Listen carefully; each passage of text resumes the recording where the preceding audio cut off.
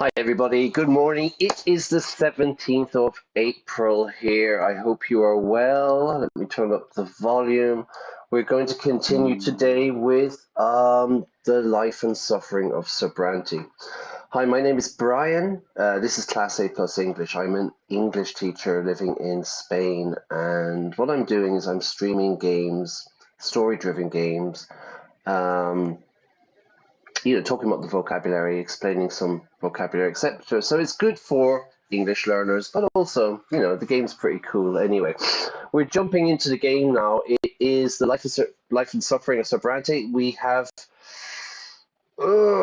joined the secret police. We have to go back to our hometown. We have to set up a print shop, and we're working for the man. So let's jump into the game. I hope you're well, and let's get started, yeah? All right. Music. Is it working?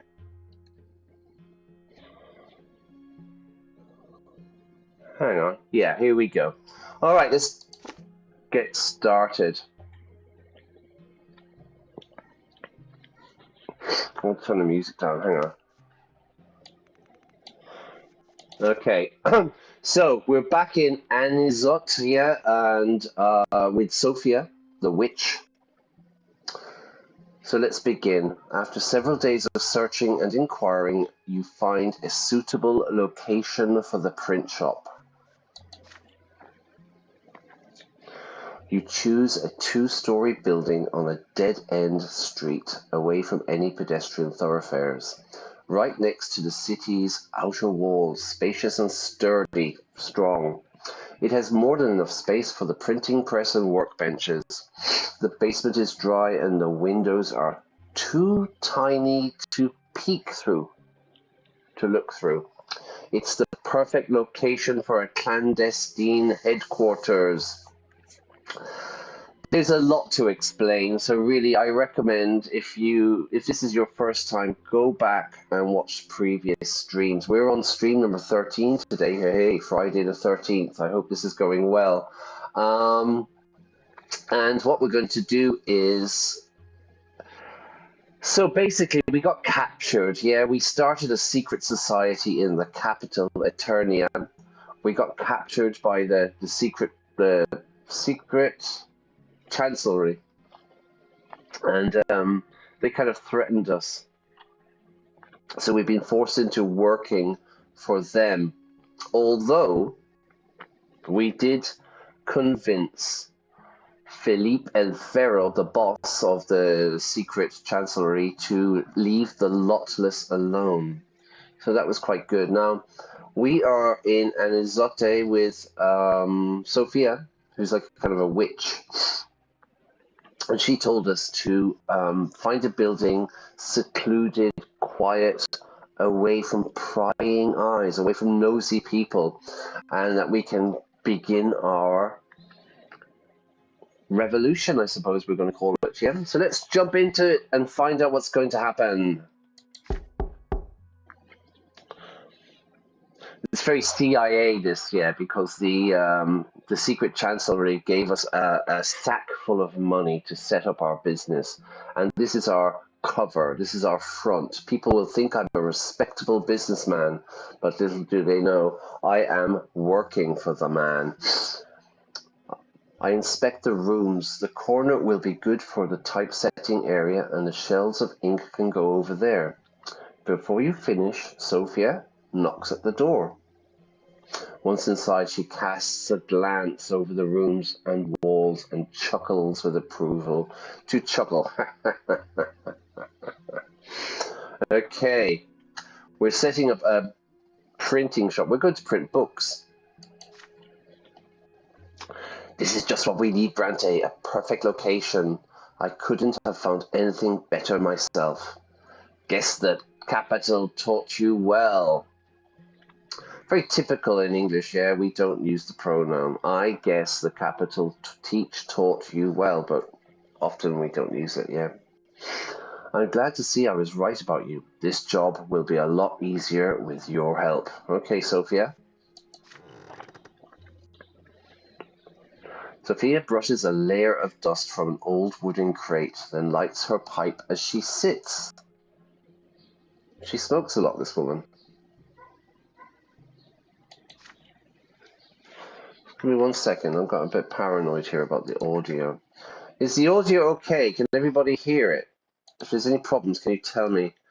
Because this is Class A English, and this is a new channel. I'm new to this, so often I make mistakes, okay?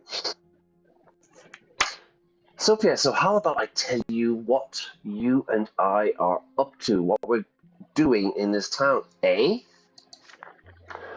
Remember what we did in the capital? Well, we are gonna do the same trick here in Anizotte. That's our mission. Felipe wants us to found an underground society here. To found an underground society. Okay, yeah, so like someone who starts a company, I think Bill Gates founded Microsoft, yeah? Steve Jobs founded Apple, etc. The company was founded in 1876, yeah? So it's not like the verb to find, found. It's to begin. We are going to, Philip wants to found an underground society here. Anybody who wants to rebel and riot, we'll let them join. We'll also keep them in check and use them to do whatever the Chancellery says. Sophia, you are a traitor to the cause, yeah? She has totally bought into the idea of working with the Secret Chancellery. I, however, am undecided.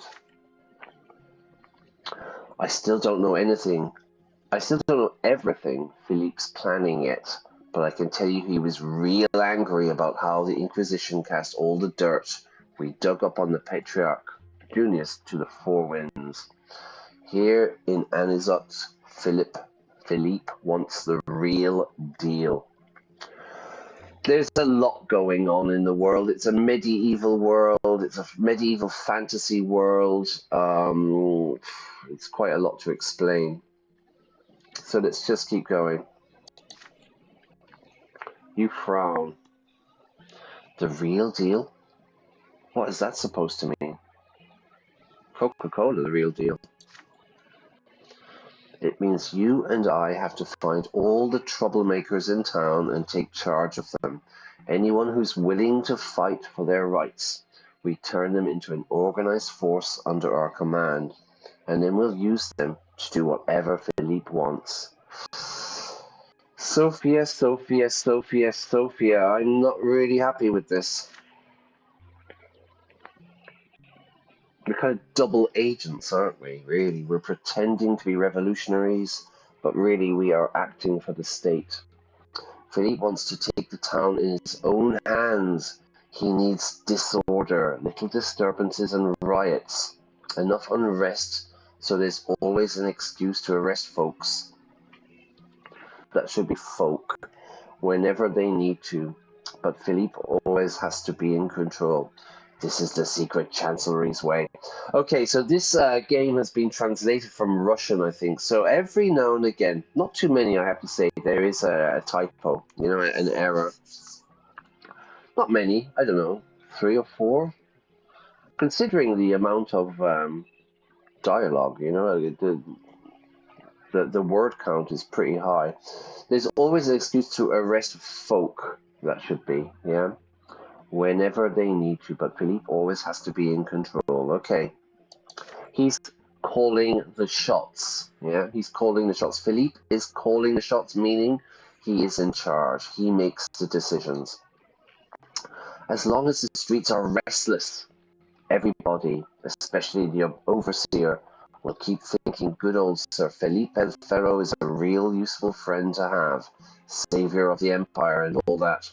The last bulwark against the rabble-rousers, the last defense against the mob, yeah? Not the mob as in the mafia, the mob as in the great unwashed, yeah? The poor, common people. The more riots and unrest we incite, the stronger our underground force will become, and the stronger the Secret Chancellery will get. Once the people are shouting in the squares, the prefecture and the magistrate will be powerless, and our buddy, our friend Philippe, will pick up the slack. You're following so far? So the idea there is to create problems, to create social unrest. And then we're going to solve the unrest, and then that will make our boss, Sir Philippe, look good. You nod. So you are supposed to incite, create problems, yeah, to incite unrest. Is that all you have to do? Easy, easy peasy. That, however, is just the beginning. Philippe also wants the lesser quorum broken up at some point in the future. It's full of folks, again, folk, who don't like the way things are done in the Empire. But the Empire is lucky for now. The lesser quorum, I presume that's the pronunciation.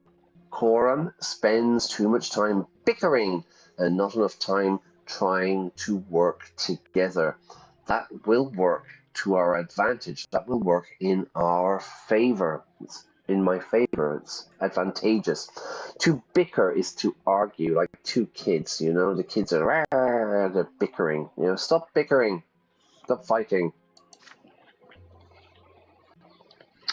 So by the time Philippe wants to blackmail the lesser quorum, we need to have our own underground network, and it's got to be big enough for his needs. We'll frame quorum members, gather accusations, plant agents, stuff like that. In other words, we'll do the Secret Chancellery's dirty work for them. Okay, there's a lot of vocab here. To blackmail someone is when you have information about somebody that they don't want revealed to the world, you know? It's like, imagine a powerful politician and he's a degenerate gambler, you know, and he's in debt. He owes lots of money. Well, you could blackmail this politician, you know? You can say, well, if you don't give me €1,000,000, I will go to the newspapers. I will go on social media and hashtag you and expose your degeneracy. Okay? Degenerate gamblers, everybody. We need to have our own underground. It's gotta be big enough. It has got to be. Okay? But when we're speaking, we don't write it like this. But when we're speaking, I don't say it has got to be big enough. I would say it's gotta be big enough, yeah? I don't say, I have got to go to the supermarket. I say, I gotta go to the supermarket. Coulda, woulda, shoulda, you know? I want to buy a new PC. I want to buy.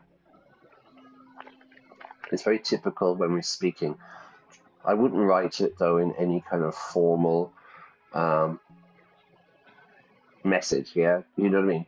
Don't write it in an IELTS essay, for example, but in a WhatsApp or something, totally acceptable. All right, so we're going to be, what did it say here? It's going to be big enough. We'll frame quorum members. To frame someone is to, like, falsely accuse them, you know? Maybe they're a very good person, but we kind of put something on their computer and it frames them as a bad person, you know? False evidence. Gather accusations, plant agents. We will put agents, infiltration, yeah? We will infiltrate and stuff, things like that. Now let's get down to business. Okay, let's start. Let's begin. Let's get the ball rolling. There's a idiomatic expression. Let's get the ball rolling. Let's begin. Here in Anizotte, there are some big shots who are opposing the imperial order. We need to do our best to exploit them for our cause. If we're lucky enough, maybe we can even get them on our side. A big shot. Important people, big cheese, yeah? There's some big shots.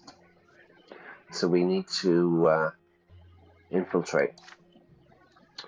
Sophia starts counting on her fingers. 1, 3, 5, 7, 8. Number 1 on my list is Augustine Elborn, prefect of Magra. He is almost a relative to you, isn't he? When Gaius Tempest was first appointed overseer of Magra, he was the only member of the provincial council who openly supported him.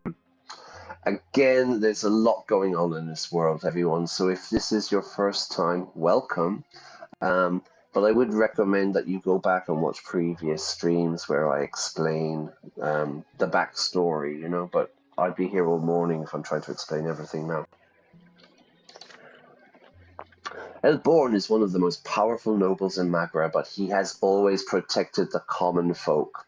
He could be our main ally or a real dangerous enemy. Really quickly, I say I'm not going to explain, but here I am. So in this game, there's kind of different classes. There are which are called lots. Yeah. So there's the common folk, the common people, the workers, the artisans, the laborers, the shopkeepers, the housewives. These are all the common people. Then we have the clergy, which are the holy people. There's a divide going on in this world between the kind of old and new faith, you know. Then you have the nobles, the nobility, the rich, the powerful, the elite. And then we have the Arcanians, who are basically royalty. They say that they're not humans in the game, that they have blue skin. But like I said previously, I think this means blue blood, which we say is a royal. The second fellow worth mentioning is Mayor Egmont, leader of the wealthy commoners in the Lesser Quorum.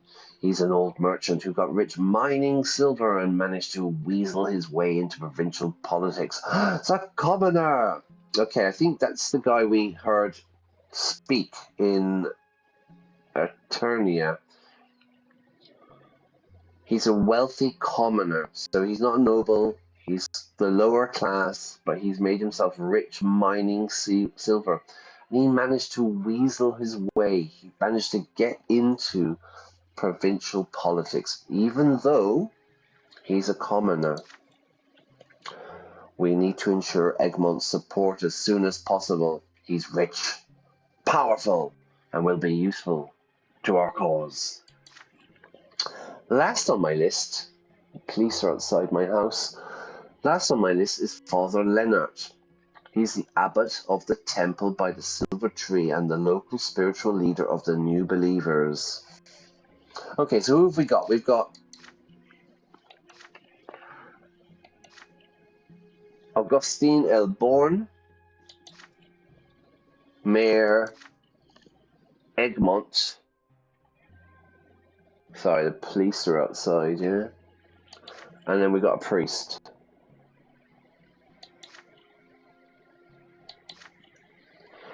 Right now, lots of Magran commoners are rejecting Izetius' teachings of the lots, and it's all thanks to Leonard and his influence. There's a kind of a split going on in the religious community. If those folks have managed to cast off, to get rid of one burden, it should be easy to talk them into rejecting another. So they've split from the church. They're being quite radical. So, yeah, it shouldn't be a problem to get them on our side. Sophia taps her pipe against the crate, knocking the remaining tobacco onto the floor. One more thing, Brante. We're gonna be manipulating people. I'm talking lies, half-truths, using and exploiting folks, you name it. And we need to get them to follow us. That's a tough thing to do. People can smell phonies a mile away, so we have to believe everything we say. I mean, really believe it from the bottom of our hearts. If you aren't ready to die for your cause, why expect it from other folks? Phony, fake, yeah, a fake person, phony. Quite old language there. When I see phony, I think of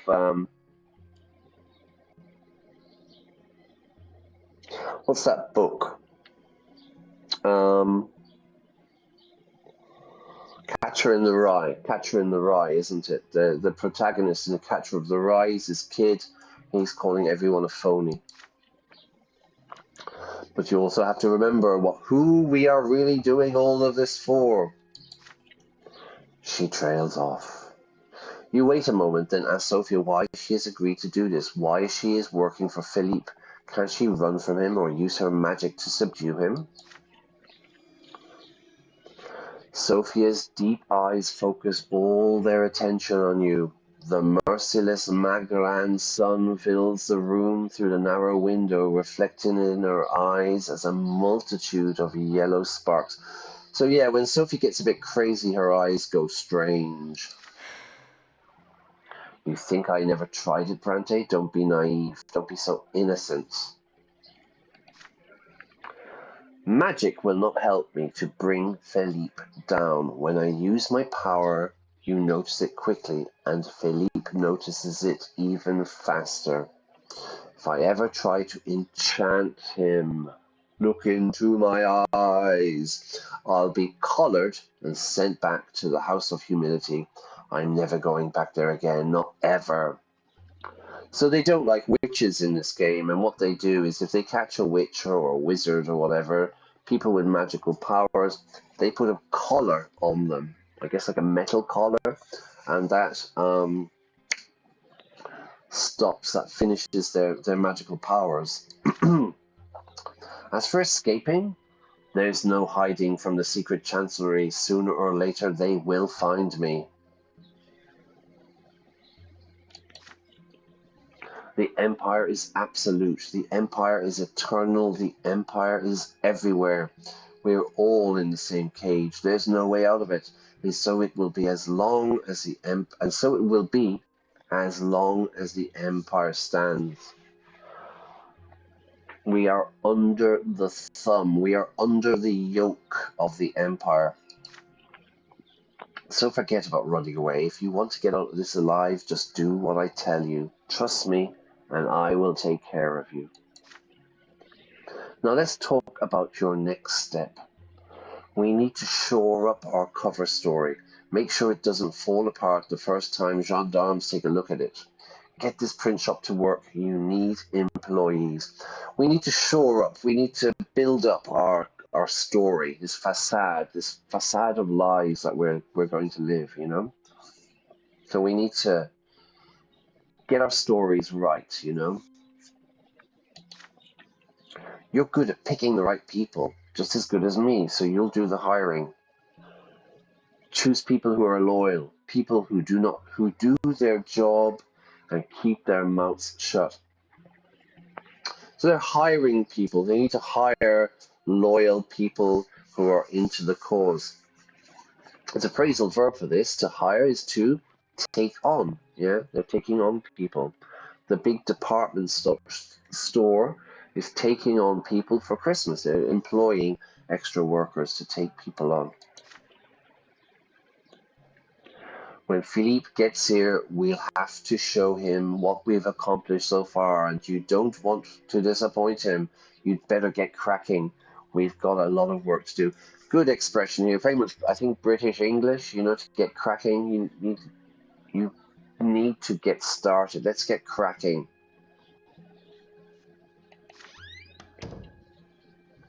Okay, with that, Sophia nods and leaves. You are left alone to pace the rooms, to walk the rooms of your future print shop and think, what will you do first? Okay, we've got choices. Let's have a look. We can... Oh, shite. Okay, I wasn't meant to do that. Yeah, sorry. I thought that was going to give me some more information. We're going to hire some rebels. Okay. That was a mistake. I would have started the print shop first. If there's one thing the Capital and the Lotless have taught you, it's how to find the right sort of people. People who are sick of the Empire and its unjust laws. People who can no longer tolerate the tyranny of the nobles. People who want to break free from the cruel shackles of their lot. All right. There are even more commoners willing to fight the good fight in Magra than in the capital, thanks to the growing popularity of the new faith, the new overseer who has replaced Archduke Milanidas, and the prefect Elborn's protection. The lowly estate is freer in Anizotte than any other city in the empire. Okay, so there's a bit of leeway, we would say, that people can be so unhappy. They're not being cracked down on. You hire people who are sincerely displeased with the current state of affairs, people who are willing to risk everything they have for a chance to change the empire, people who look and act just like you did a few years ago. Their loyalty to you will be absolute as long as they believe in you. They will do whatever you say as long as they are convinced it will bring a new and better world. Okay, good. Unrest has gone up one. Alright, I didn't mean to do that, but anyway. We opened the print shop. It's 1138 medieval times, everyone. You started your service for the Secret Chancellery by opening a print shop as a cover, a facade.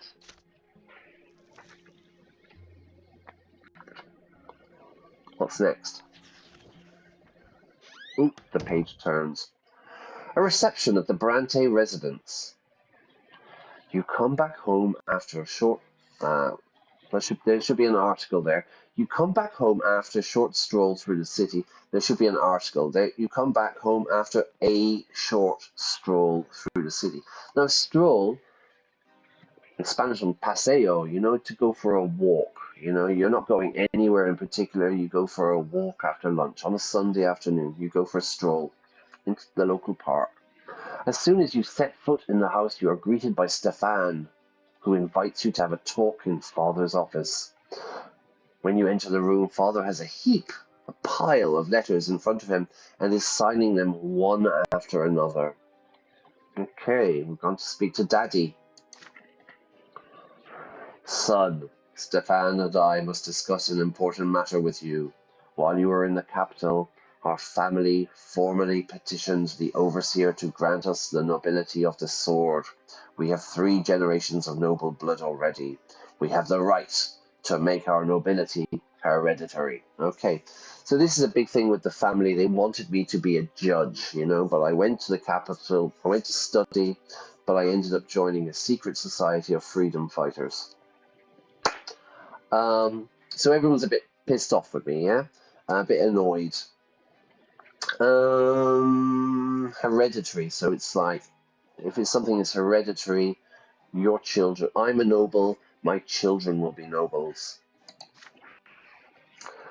Your grandfather took the first steps towards the nobility of the sword as soon as Stefan was born, and now we are on the brink, on the edge, on the cusp of becoming the El Barantes. If Overseer Gaius Tempest and the nobles of the province deem us worthy, if they believe we are worthy of this appointment, we will receive a hereditary title. All nobles of the Brante family will remain noble forever, as will their descendants. This is the family goal, yeah? They are upwardly mobile. Stefan says, Father and I do our utmost to maintain the family's position, but our goal can be reached only if our reputation remains unblemished in the eyes of high society. The nobility is watching our every step. Unblemished, unmarked. Yeah, no scandals, please. Don't get arrested. Don't be fighting. Father lays a hand on your shoulder. Now this is your cause too. The future of our family depends on it. We need an estimable reputation and wealth. Everyone bearing the name of Brante affects it. Remember that with every action you take, Sean. Yes, Daddy. You will have to appear before Anizotte High Society. We're going to host a reception for the nobility at our home soon. You must uphold the honor of our family, brother. You'll relate the news from Eterna to our guests and present yourself in a favorable light. So no getting drunk, No bad jokes. Just keep your mouth shut and smile.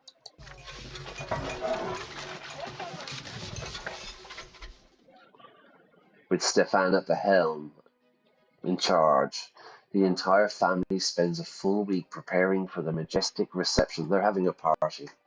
The house is flooded with decorations and new tableware. Delicacies are cooking in the kitchen round the clock, and the napkins now bear an embroidered oak branch in chains, the Brante family emblem, the crest. Gloria is the only one to neglect the common cause. Oh dear, poor Gloria. It's my sister. Okay, idiom idiom of frequency there, around the clock. Yeah, around the clock, literally meaning all the time, you know. I use the internet around the clock. Yeah, I have a smartphone. If I'm outside of my apartment, I can access the internet on my phone. I use the internet around the clock. Yeah. Um, oh no, we have to work around the clock to get this project finished. You know, we have to work all the time. Very typical idiom of frequency. Here's Lordia. Were it up to me, I wouldn't be seen at this hypocritical gathering, but I don't want to let Sir Robert down. He's the only reason I planned to stay for the event. Good stuff, Gloria. The evening of the reception has come. Dignified conversations and the clinking clink of glasses fill the house. Among your guests are many high-born, powerful people.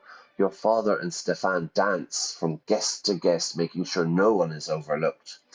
So yeah, we can see lots of fruit and grapes and wine and stuff. They're having a party, they're dancing, they're trying to impress the elite. They're trying to impress their soon-to-be peers, yeah, their peer group, the people on a similar status as them. Young Sean, how splendid to see you. So, what was your time in the capital like? Augustine Elborn, one of my targets. You exchange pleasantries with a high-placed relative.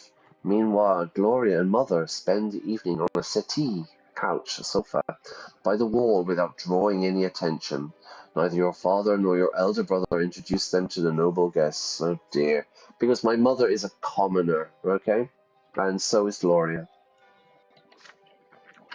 Still, one of the guests, a young nobleman of the sword named Jose El Pelletier, keeps staring at Gloria in fascination. Your sister averts her eyes, bemused. Lady Gloria, you are the true gem of the evening. You look so marvellously daring. I haven't seen your like even in the capital, says Jose. When you walk past Gloria, you hear her hurried whisper. Sean, please talk to me.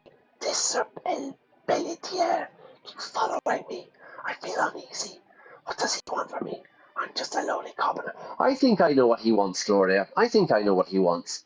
Come with me to the other side of the room, although I'll probably still stand out among all these refined nobles.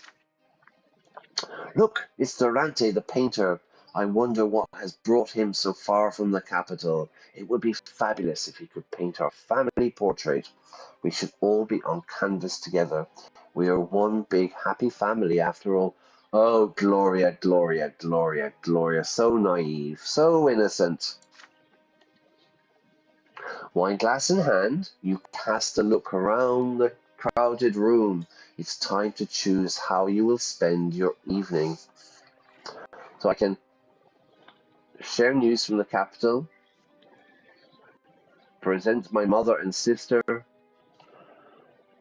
purchase a family portrait, talk about my victory in the tournament. No, I don't have any victories in my tournament. Okay, let's have a look at this. Share the news from... Oh no, it's locked. I can't do it. Reputation goes up. Personality, manipulation. Stefan. Present my mother and sister. Family unity goes up, reputation goes down, willpower. Stefan will be annoyed. Purchase a portrait, wealth goes down, reputation goes up, unity goes up, manipulation and eloquence. I didn't do any military tournament. I think, anybody watching, what do you think?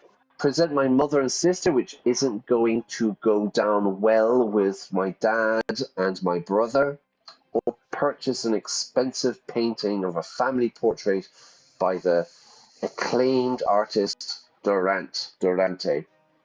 I think we're going to go for this one, yeah? We can use the Secret Chancellery money. The artist is scrutinizing the portrait of your grandfather on the wall of the sitting room. You will always remember grandfather like this, his heavy, searching look, his hawkish features, his imposing body, and the cane he kept in his hands at all times. To scrutinize is to look closely at something, to scrutinize it, yeah?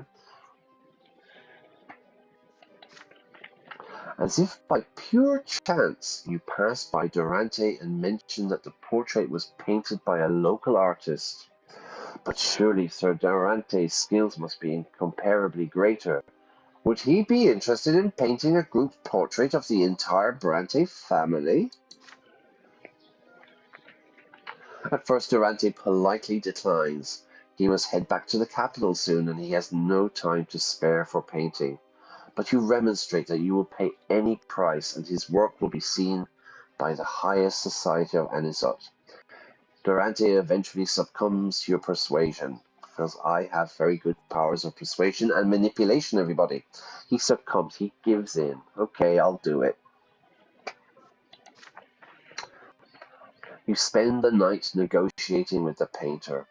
A proper portrait will take a fair amount of time to paint, and Durante's prices are high. Convincing your family turns out to be just as challenging. Gloria will not pose in a dress or put her hair in a bun. Nathan almost has to be forced to cut his hair. Stefan insists that he must be drawn to the right of his father, with Gloria behind him. Family politics, even for a painting, yeah? Eventually you succeed in helping your family reach a consensus, an agreement. The portrait is perfect. Your parents look dignified, hand in hand. Stefan stands proudly to their right. You in your best attire are to the left of them. Gloria brings some life to the painting with her unruly hair and daring outfit. Even Nathan seems to belong there. The portrait is proudly displayed above the fireplace in the sitting room. No one else in Magra has a portrait by Durante himself. This will emphasize our position. All right, Stefan's on board. For once, Gloria agrees with her elder brother. My God, I have brought peace and reconciliation to the family. At last, at least on this canvas, we'll all be family, whatever our estates may be. Oh, chill out, Gloria. Okay, so we've lost a bit of money there because it was expensive, but our reputation has gone up. Good for the family. Unity has gone up. We're only disagreeing about everything at the moment. Yeah, so not bad. Job well done. Pat on the back. My manipulation has gone up. I am now a con artist, very, very high level, yeah, of manipulation. This is my ability to influence people by way of deception and trickery and use them to achieve your goals, most important for the conspirator. So you can see here I'm a con artist. I'm 1 point away from master manipulator. Well, I'm 2 points away. And eloquence is my speaking. So I've gone from, this is my ability to install faith, to guide and lend people with your speech is most important to the inquisitor. So I've gone from tongue-tied, meaning I'm not very good at speaking, to clear speech. The next one is silver tongue, yeah, so to be really good at speaking. To speak very well.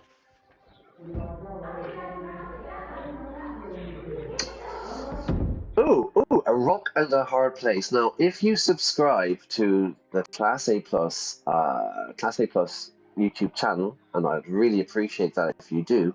On the YouTube community, I often put up quizzes, yeah, like idioms or prepositions, etc., for language learners. And recently, we did a rock and a hard place. Now, what does a rock and a hard place mean? It means when you're between two difficult situations, two difficult choices, you know? Neither choice is easy, neither choice is probably good, yeah? The Brante home has been uneasy for several months now, with father travelling all over the province for his judicial duties. The animosity between Stefan and Gloria has grown into a full-blown feud. Animosity, they don't get on very well. They're arguing all the time, but this has increased into a full-blown feud. So now we really don't like each other. Well, Stefan and Gloria really don't like each other. They are feuding. Your elder brother tries to use his position as heir to keep his sister in check and make her behave in accordance with her estate, her lot. Gloria repudiates his authority. Their fights rock the house on a daily basis. Excellent. Let's have a look at this. So, Daddy is away traveling on business and doing his judicial stuff. He's a judge. And Gloria and Stefan are fighting a lot, okay? And so Stefan is a noble, so he feels superior to Gloria because she's a commoner. He's trying to keep her in check, to keep her in line. But Gloria repudiates his authority. She doesn't accept it. She doesn't acknowledge it. Their fights rock the house on a daily basis. Excellent. So, here again, we have an idiom of frequency, you know. I use public transport every day, okay? Think about this now in the IELTS or Cambridge exams, in the questions. How often do you use public transport? Well, that's a type of question, right? Frequency. How often? How often do you meet your friends? How often do you eat out? Oh, I eat out every weekend. I meet my friends every day. I use public transport, you know. But another way of saying it is on a daily basis, yeah? I use public transport on a daily basis. I could say, I go to the supermarket every weekend. I go to the supermarket on a weekly basis, yeah, once a week. What else can we say? Maybe at work we have a team meeting on a monthly basis. Yeah, we have a team meeting every month on a monthly basis. And maybe I go on holiday on a yearly basis, yeah? Once a year I go on holiday, you know? So you can say a daily basis. I use the internet on a daily basis. I do sport on a weekly basis. I play football or I go running once a week. What else would I do? We have a team meeting on a monthly basis, or I go to the cinema on a monthly basis, once a month, and then on a yearly basis, yeah? So it's a really, really nice idioms of frequency, and it just takes your level a bit further up than saying, I meet my friends every week. I go on holiday once a year. That kind of idea. It's really good vocabulary.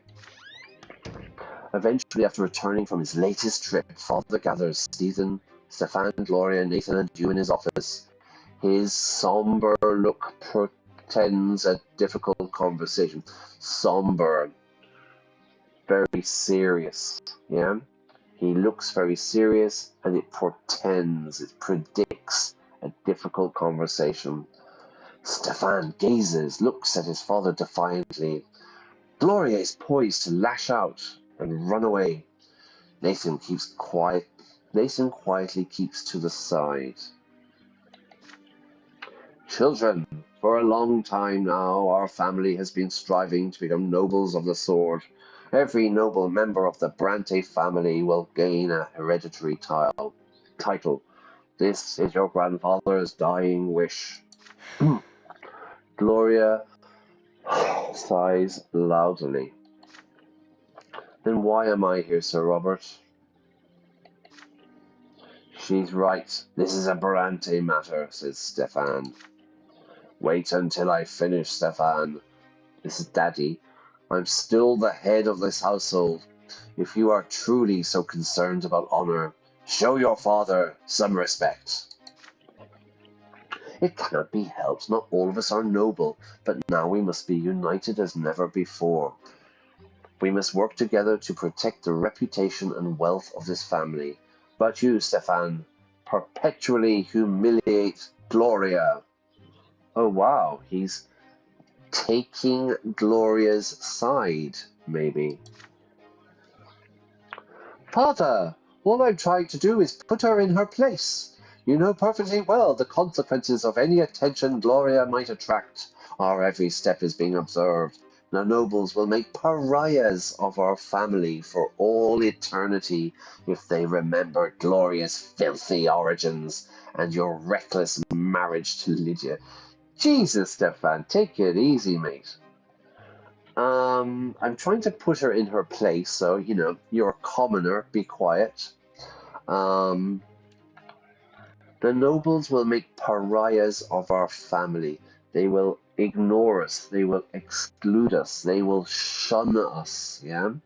For all eternity if they remember Gloria's filthy origins. Oh my god. You need to go back and watch a previous stream to find out about Gloria's filthy origins. Father turns red in the face, but with considerable effort he remains composed. He's super angry, yeah? He's seeing red. That is so, says Daddy. Our grandfather did everything in his power to remedy your mistakes. Please, Father, don't repeat them. Gloria speaks up. I'm just trying to live, Sir Robert, but Stefan wants to lock me in a cage so nobody will ever lay eyes on me. Nobody will ever see me. That's not it at all. You are low-born, but you don't live by your lot. You do whatever takes your fancy. You do whatever you want. You're constantly grumbling about the order of things. Did you know, Father, that she defies all prohibitions by continuing to write poetry? Snitch, grass, rat, Stefan. Yeah? I'm telling. So have a look at the vocabulary here. You do whatever takes your fancy. You do whatever you want. So that's another way of saying I want. Somebody says to me, my friends say to me, what do you want to do tonight? And I say, you know what? I fancy a pizza. I fancy a pizza. I would like to have a pizza, yeah? In other ways, you could say I feel like a pizza. I don't feel like going out. Yeah, I don't want to. To grumble, complain. She's constantly grumbling about things, yeah? She's constantly complaining. Unlike me, everybody, I never complain. As far as you're concerned, anyone who contradicts you is an insurgent. Anyone who disagrees with you is a rebel. When will you grasp the idea? When will you understand that you may not argue with a nobleman? I am the heir of this family and my word is your law. God, Stefan sounds like a pain in the arse, everybody. Purple! He's gone from red to purple. Purple with rage. Father slams his fist on the table. It is rare to see him so furious. Both your elder brother and sister instantly fall silent. Frightened, Nathan shrinks into a corner. Alright, so Daddy's really angry. Hold your tongues. Shut up, both of you. Let Sean speak. He has witnessed your quarrels, your fights, your arguments. He should know best which of you is in the right. Ooh-wee. We've got some choices. I can side with Stefan. Unity goes down. Gloria doesn't like me anymore. Gloria must stop bringing shame to our family by defying her lot. I can... Unity goes down. Defends Gloria. Our reputation goes down. And Stefan goes down. Send Gloria to the low. Right, so let's have a look at this. Side with Stefan. Gloria must stop bringing shame. Stefan should give Gloria some respect. She is a member of his family too, which I quite like. Send Gloria to Valona. You persuade Gloria to go on a trip somewhere far away from Stefan. This will help them bury the hatchet. Okay, money goes down a bit, but manipulation and eloquence go up. What the hell is that? There's a good expression, to bury the hatchet. So imagine two people are arguing, very, very big argument, but then they shake hands and they say, okay, forget about it. The expression for this is to bury the hatchet, the axe. I'm not going to try and kill them anymore. I have buried it. I'd like to look into the etymology of that. I bet you it's something Viking, yeah?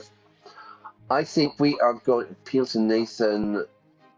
Theology, blah, blah, blah, blah. Okay, we're going to send Gloria to Valona. I'm sure it's a nice place.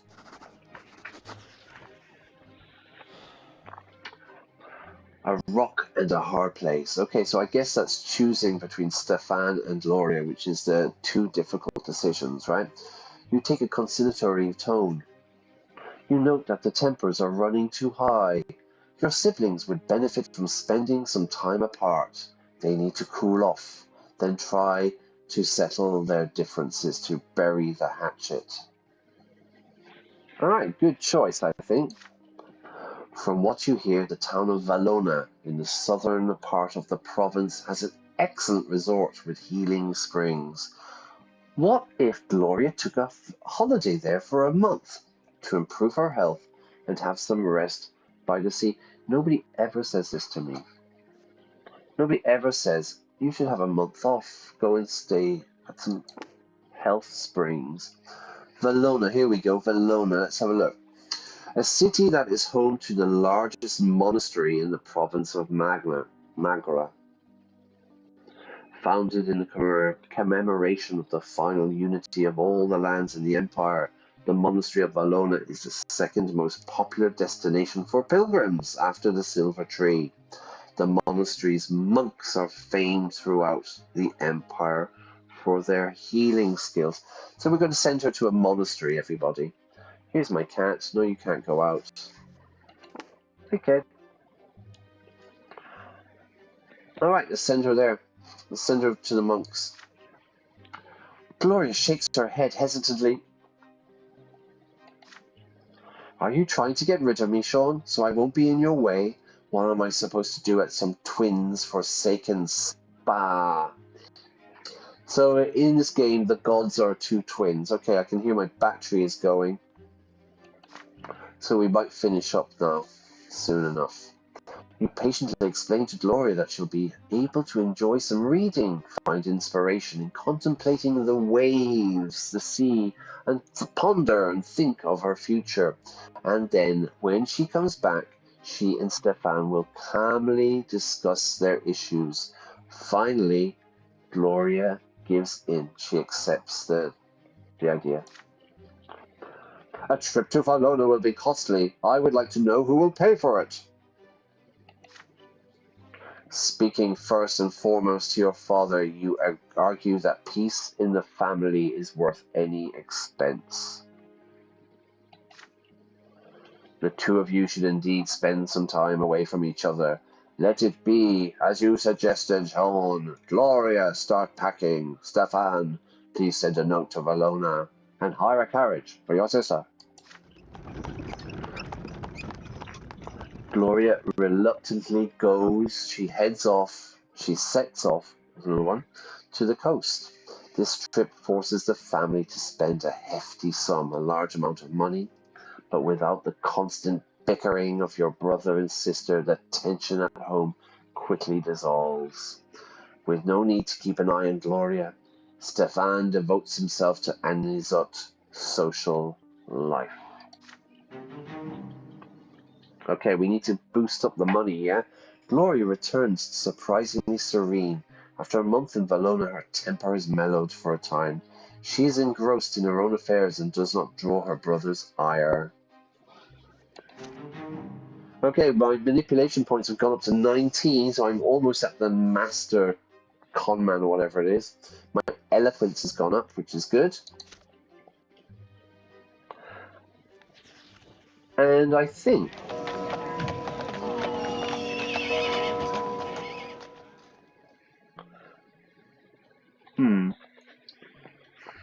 the last straw, okay. The past few weeks in Anizotte resemble your first years in the capital when you and Sophia were recruiting people to join the Lotless, the secret society. You were so full of hope and ambition back then, but now I am a tired, jaded, exhausted 20-year-old. Yeah, Jesus. But then again, I suppose it's medieval times. Probably 35 would be an old man. Slowly you both begin to make useful friends and acquaintances in the city, the gendarmes, the street peddlers, traders, the merchants, the laborers, the vagrants, the homeless, and each of them requires a unique approach. The techniques you use in Turner work here as well.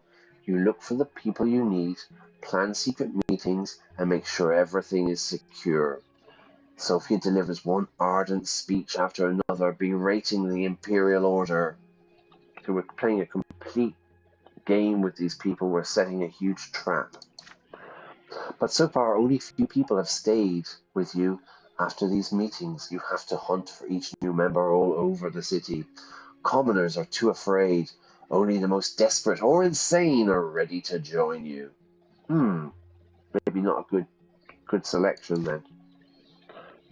There are two members in particular who stand out. One is Father Fuad, a creaky old priest with fire in his eyes. He introduces himself as a commoner who has chosen the preacher's path. Does that mean he's a new believer? Fuad scoffs at the question. Here you go. Got this kind of Celtic cross thing going on. Looks like a bit of a hippie. Could do with a manicure, maybe. What's going on with the belt here? I'll put it this way, the only words that are true are those the twins tell you themselves, and I've heard their voice plenty. But the priests who just cook up some nonsense and call it divine law, they're either crooks, criminals, thieves, or fools, all of them. And Isatias is the biggest crook and fool of them all. So they're either criminal or they're stupid. Had he lived in any other city in the Empire, he would already have been burned at the stake for those words, yet be burned alive. But here in Anizotte, Fuad freely preaches in various taverns, pubs, and squares. So he's going to the bars, he's preaching, he's going to the plazas, the squares to preach, and he's left alone. Moreover, the old man is well educated, so you hire him as a typesetter, and even let him sleep in the storeroom. When the time comes to assemble a mob or spread some rumors, he will surely come in handy. If something is handy, we've talked about this before, what does it mean? It's very useful, yeah? A cell phone, a mobile phone is very useful. If I'm outside my house, I can communicate with people. It's very handy.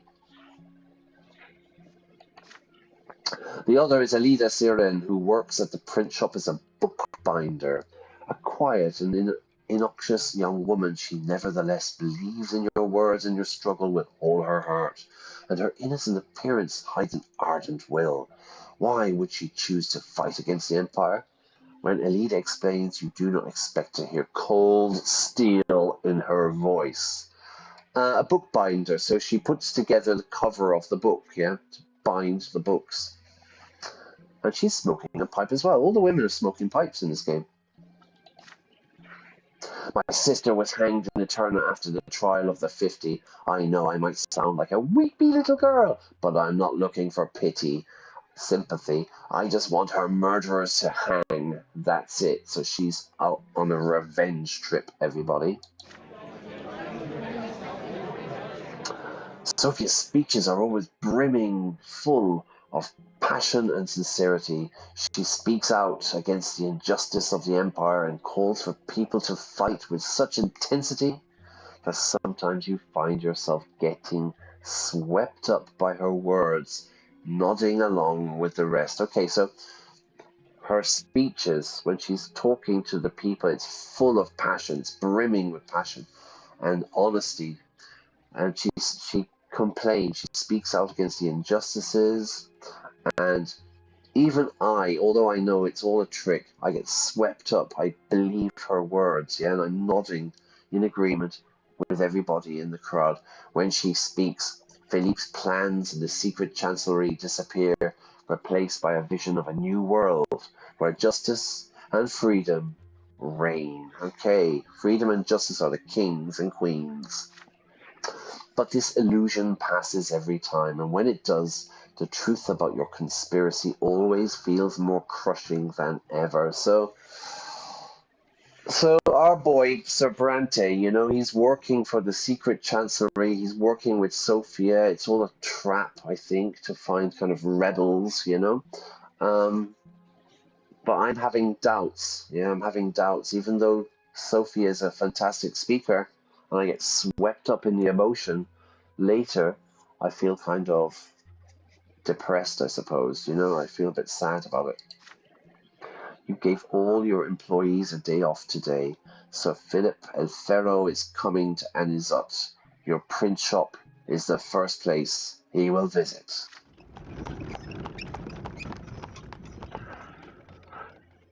Sophia stuffs tobacco into her pipe over and over again, trying to look calm behind the smoke. So she's anxious, she's nervous, yeah? You hear the sound of hoofs and wheels on cobblestones. A carriage comes to a halt outside. A man walks past the windows and knocks at the heavy front door with the handle of his cane, his stick. You open it hurriedly. Felipe is not alone. He is accompanied by a man with sinewy arms and the face of a predator.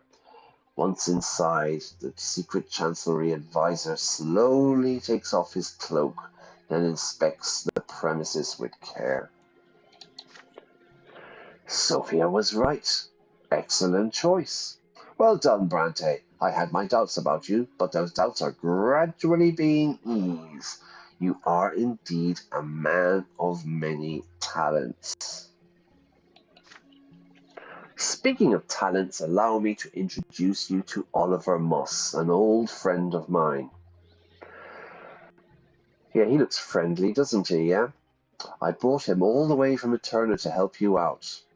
His skills are even more unusual than yours, Brante. It's amazing how much a person can learn to do. When he's well paid. Okay, my batteries have gone. Oliver grins at Philippe's words. The toothy smile cuts through his face like a gruesome scar. Toothy smile, big teeth. You flatter me, Sir Philip, but you're right. Coin, money, works wonders. I'm going to finish it there, everybody. One of my earphones are going. The battery has gone in my earphones. Good stuff. I hope you're enjoying this. Yeah, I just did a quick stream because the last night was quite short as well. I was a bit tired last night. Got to work this afternoon though, so that's what I have to do today. I will be back on Friday evening around 9 o'clock, I think, maybe. I think so, yeah, I think around 9, half 9, yeah, in Spanish, Central European time. I hope you liked it. I hope you're enjoying the story. It's really good. There's a lot of vocabulary now to explain, yeah? Really, really good. Around the clock. We have to work around the clock. We have to work all the hours, yeah, to finish the project, yeah, to reach the deadline, or on a daily basis, yeah. I meet my friends on a daily basis every day. I go to the beach on a weekly basis. I live in Alicante. I'm about 10 minutes from the sea. Okay. Anyway, so please, if you've enjoyed it, please like. If you haven't already, please subscribe. It really helps out this channel. We're very small. I think we're hitting 194 subscribers. Yeah, so I want to hit 200. Yeah, which will make me very happy. And again, if this is your first time watching, go back and watch the previous streams. Yeah, because there's quite a big backstory to it all. It's a pretty cool game. I'm really enjoying it. I'll see you Friday. Friday night, yeah, that'll be the next one. So take care, have a great day. It's Thursday, it's nearly the weekend, everyone, and I will see you soon. Bye-bye.